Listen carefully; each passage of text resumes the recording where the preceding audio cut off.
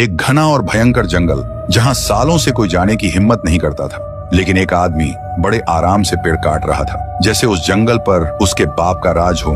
तभी उस जंगल के अंधेरे में एक घायल कुत्ता अंदर घुस आता है। आंखों में सिर्फ डर और पूरे बदन से ताजा खून टपक रहा होता है। और तभी उस आदमी पर वो कुत्ता टूट पड़ता है। फिर वो कुत्ता वहां से भाग जाता है। आदमी के हाथ से खून बह रहा था और वो डर के मारे तुरंत जंगल से अपने घर की तरफ भाग पड़ता है। जैसे ही वो आदमी गांव में घुसता है, उसकी आंखों में खून जमने लगता है और एक ही पल में उसका बदन अजीब तरह से कांपने लगता है। हाथ पैर टेढ़े मेढ़े इधर उधर मुड़ने लगते हैं। थोड़ी देर बाद वो आदमी एक खून का प्यासा जॉम्बी बन जाता है और जो भी उसके दांतों का शिकार होता है, कुछ ही पल में उसकी तरह एक जॉम्बी बन जाता है। देखते ही देखते पूरा गांव जॉम्बी से भर जाता है। हर तरफ सिर्फ लोगों की दहला देने वाली चीखें।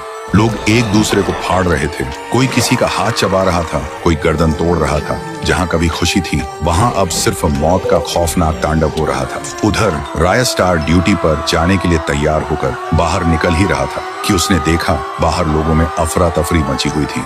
लोग इधर उधर भाग रहे थे। रायस्टार को समझ ही नहीं आया ये हो क्या रहा है। तभी उसके फोन पर एक कॉल आता है। कॉल था डॉक्टर कबीर का। डॉक्टर रोती हुई आवाज में बोलता है, रायस्टार, तुम जो बाहर देख रहे हो वो मेरे कारण हुआ है। मैं एक ऐसा सीरम बना रहा था जो इंसान का जख्म बिना दवा पिए तुरंत ठीक कर दे। पर जब मैंने उसका टेस्ट एक घायल कुत्ते पर किया तो उसने अजीब हरकत की और वहां से भाग गया। मुझे लगता है उस कुत्ते ने ही सबको काटा होगा, इसलिए पूरा गांव जॉम्बी बन गया। लेकिन अगर तुम उस कुत्ते का खून ला सको तो मैं इसका इलाज बना सकता हूँ। रायस्टार बोलता है, तुम इलाज की तैयारी करो, मैं उसका खून लेकर आऊंगा। और बिना एक पल गवाए रायस्टार जंगल की तरफ चल पड़ा। जंगल के अंदर घुसते ही वो देखता है वही कुत्ता जमीन पर लेटा हुआ है। जैसे ही कुत्ते की नजर रायस्टार पर पड़ती है, वो भड़क जाता है।